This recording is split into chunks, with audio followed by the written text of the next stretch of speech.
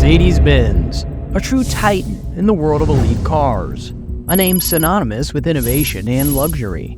With a legacy spanning over 130 years, this historic innovation is hailed as the birth of the world's very first automobile. However, it's easy to say things would have been different if not for the determination of a young man. Despite so many setbacks, he defied the odds, transforming his dreams into a massive reality. A car company worth $91.5 million US. Yet this inspiring tale takes a surprising twist, veering into a more darker chapter. Over the years, the company has been associated with a number of controversies, emissions manipulation, safety issues, and to top it off, the association with the German Nazis during World War II. However, the bigger question still lingers. How did a young boy with a bag of dreams end up building a billion-dollar empire? This video covers the tales of how Mercedes-Benz was made and the fascinating history that has shaped the brand into what it is today.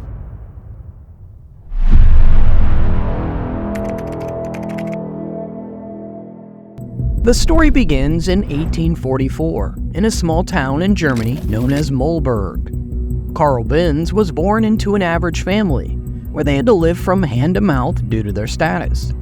Unfortunately, things got ugly following his father's death only 2 years after his birth, leaving him in a world of hardship. Day by day, things didn't get any better for the young boy. Despite these tragic events, his mother made sure that he got quality education. Only a few years later, Karl developed an unexplainable interest in mechanics, after which he decided to study mechanical engineering at the university. His academic journey led him to the halls of the University of Karlsruhe, where he met his role model, a teacher named Ferdinand Redenbacher. Under Redenbacher's mentorship, his fascination with the subject grew more, and Karl started getting ideas on how to create cutting-edge technology. In an era dominated by steam engines, he dreamt of a different kind of engine, one that defied the norm. So he delved into his experiments, envisioning a new era of motorized vehicles, a concept propelling him towards a destiny intertwined with wheels and dreams. At age 19, only a few months after his graduation, he embarked on a 7-year journey, navigating through diverse job landscapes, each experience shaping his understanding and fueling his passion for innovation. Each job a stepping stone, each challenge a lesson.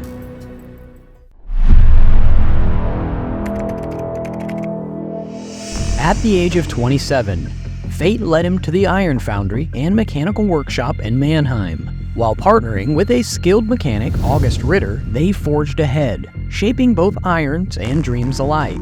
His side project, the dream of a motorized carriage, never left his thoughts. With every spare moment, he hustled while pushing the boundaries of invention, determined to sculpt his vision into reality. However, fate had a different plan. A once faithful partnership became a thorn in his side, leaving his dreams hanging. Following the unfortunate split-up, his tools were confiscated, and his ambitions were shaken on the edge of despair. However, amidst these challenges, he met a beacon of hope, Bertha, a woman who later became his wife.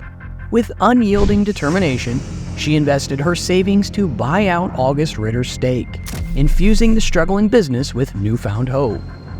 In 1879, Benz unveiled a gasoline 2-stroke engine, a marvel that showed up with the promise of revolution.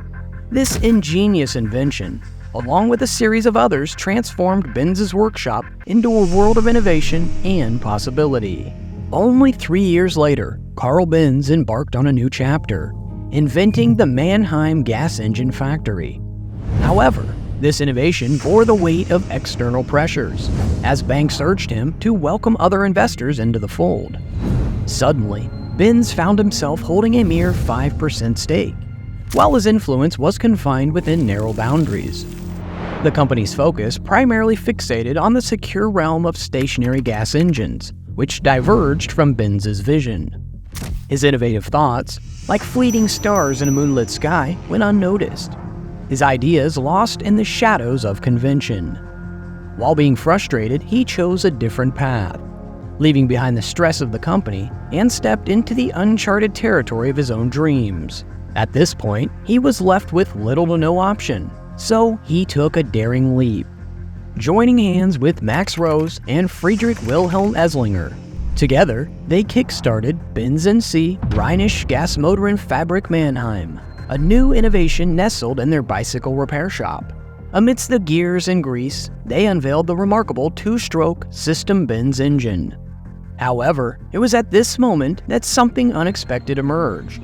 The Benz patent motor wagon was sculpted in metal, a masterpiece that stood the test of time.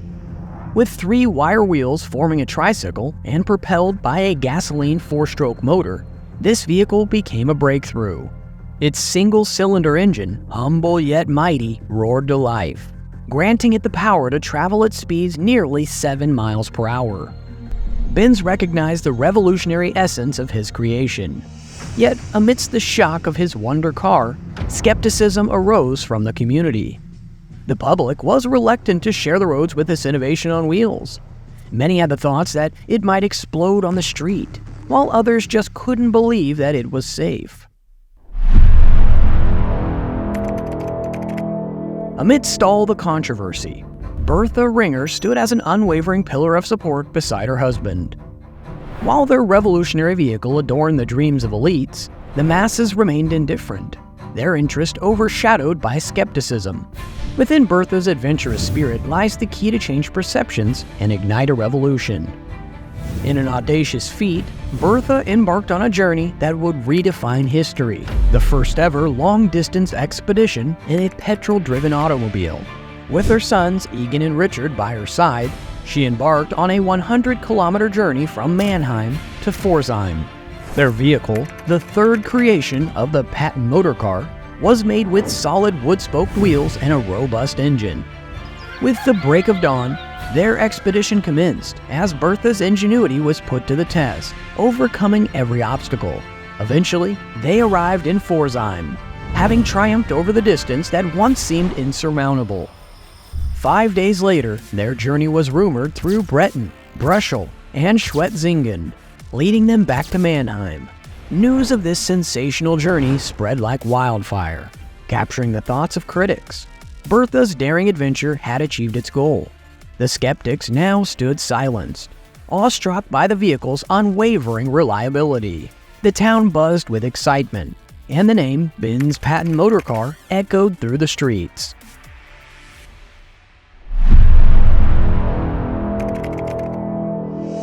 At one point, Carl Benz faced a daunting challenge. As he pursued his automotive vision, his partners, Rose and Esslinger, weren't able to sustain his business. The shifting winds of demand compelled Benz to search for help from bigger investors, leaving behind the confines of their former abode. In a bid to get new partners, he welcomed Julius Ganz and Friedrich von Fischer into his circle in May 1890, replacing Rose and Esslinger. Ganz and von Fischer shouldered the mantle of the business and marketing, freeing Benz to immerse himself fully in the art of engineering. Within the walls of their enterprise, ideas bloomed and dreams took flight, adorned with the essence of numerous patents. In this synergy of minds, the future of automobiles took shape, echoing with the promise of a revolution yet to come. A pivotal chapter unfolded in 1892, when the first commercially sold Daimler car graced the roads. 2 swift years later, they unveiled a 2-cylinder marvel. And in 1897, their ingenuity reached new heights with the introduction of the Daimler Phoenix, a front-engine masterpiece. Behold the birth of the Benz Victoria in 1893, an invention wrapped in luxury, a chariot of opulence for two. Its heart, a robust 3-horsepower engine, beat with the promise of adventure, propelling this masterpiece to speeds of 11 miles per hour. With approximately 1,200 units gracing the streets, it became a device of a new era, the world's first large-scale production car. In this symphony of wheels and innovation, Benz & Co. ascended to greatness, reigning as the largest automobile empire of the 1890s and early 1900s. Still, amidst this triumph, challenges loomed large on the company.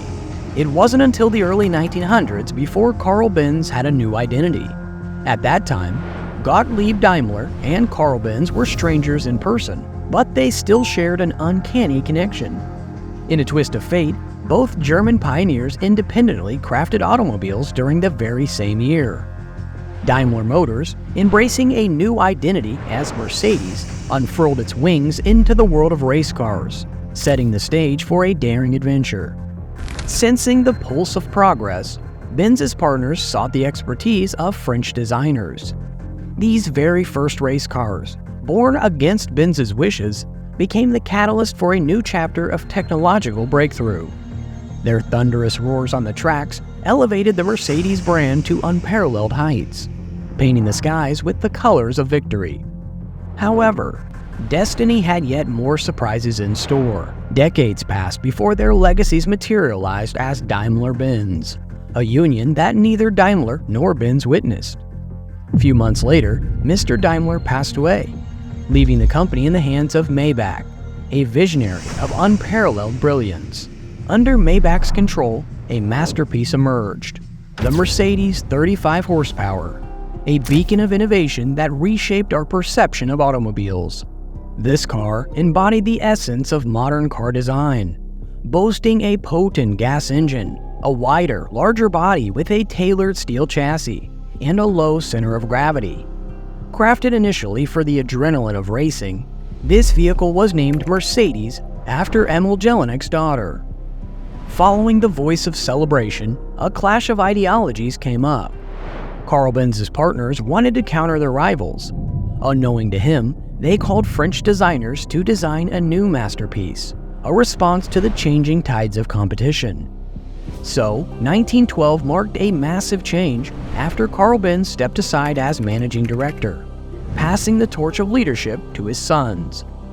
Following their breakthroughs of cutting-edge vehicles and sophisticated engines, a formidable rival came out of the blue: Auto Union, a fellow German automaker sponsored by their homeland.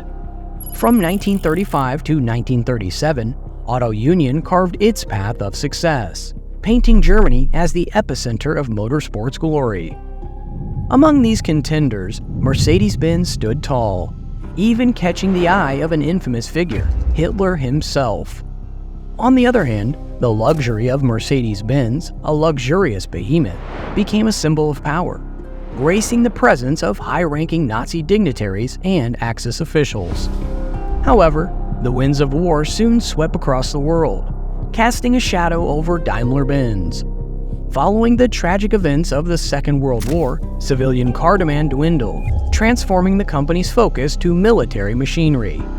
The rumble of tanks, the hum of aircraft engines, and the creation of military trucks capable of ferrying vast supplies filled their workshops. By 1942, public cars vanished from their production lines, sacrificed at the altar of wartime necessity. In their desperate quest for output, the company turned to unconventional means. Women were recruited, their hands shaping the war effort alongside the men. Yet the demand grew more. Forced labor became the best solution as prisoners of war snatched from their homes and detainees from concentration camps toiled under the German yoke.